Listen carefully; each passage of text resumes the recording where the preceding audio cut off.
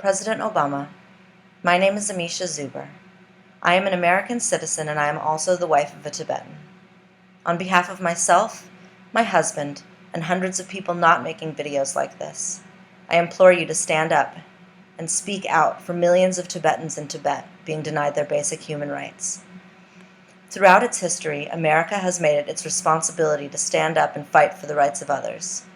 For 60 years, Tibet has been under the oppressive and violent occupation of the Chinese government.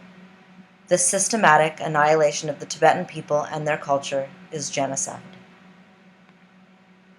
All the Tibetan people want is their autonomy. They do not want independence. What they ask for is possible under the Chinese Constitution. China has granted both Burma and Hong Kong their autonomy, but failed to grant Tibet the same liberty. Tibet's language and culture are disappearing.